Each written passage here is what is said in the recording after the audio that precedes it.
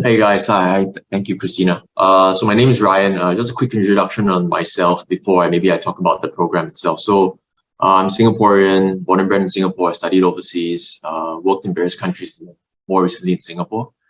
Um, I started out in the military, and then I moved into big corporate. So I ran M&A strategy for some of the listed companies in Singapore, and then more recently I moved into operations and recently started going a bit more early stage. So now I'm the chief operating officer of a content tech startup, seed round. It's called 1 Billion Stories.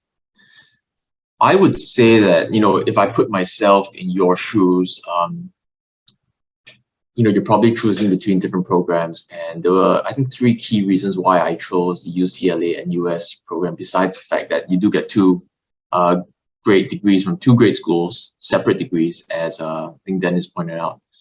I think the first is that it was modular in a way that was acceptable to me. What I mean by this is that the modules actually are 2 weeks long and they span over I think 15 months. Other programs that I looked at had 1 week every month or 1 week every 2 months. And to me, that was more disruptive from a personal as well as a work perspective. The second reason was that I felt it gave me a very good cross-cultural and cross-geographical overview of technology in both America, which is, I guess, they call it the Silicon Beach, which is UCLA, Santa Monica region, as well as Singapore. I think in particular, UCLA actually offers a global immersion program as part of the course electives that you can take. And in that global immersion program, I got to mix with people from the mainstream UCLA MBA, full-time MBA classes, and I found that additional exposure and networking to be very beneficial. And I think the third is that I got very different perspectives from a very international group of people. And I felt that it wasn't just Americans and people in the region.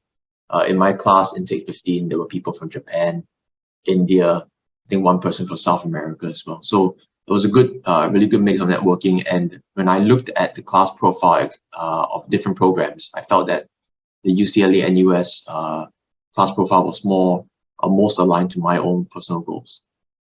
I would say application to work, there's so many, this is some of what Michael and Dan said. If you think that you need a broader academic sort of perspective on a wide range of management topics, this program obviously gives you that.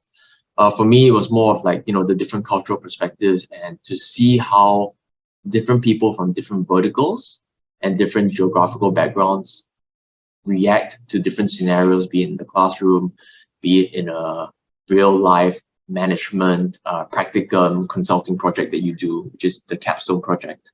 I felt that was very beneficial, and it allowed me to think about how I would also tailor my own behavior in a very international business environment.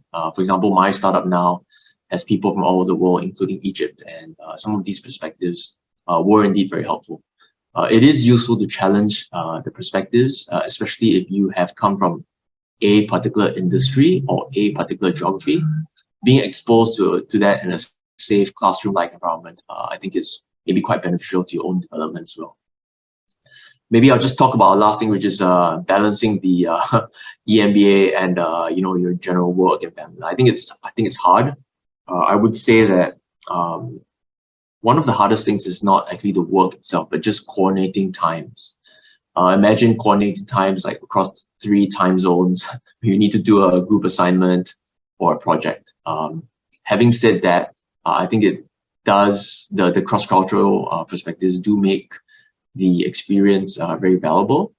For example, for my own capstone project, we did a project for a listed company in Thailand that does food supply. So we actually traveled to the provinces of Thailand and not just Bangkok City itself, and coordinating that across different time zones and people from all, they have all different schedules, is really hard. But when it did come to fruition, it was very meaningful. So it's going to be hard to balance in general, and especially you might be having some late night calls because of time zone differences. But I do believe that it makes the experience all the more memorable and worth it. So I'd be happy to take any questions for anybody, either on this panel, or you can reach out to me on LinkedIn as well.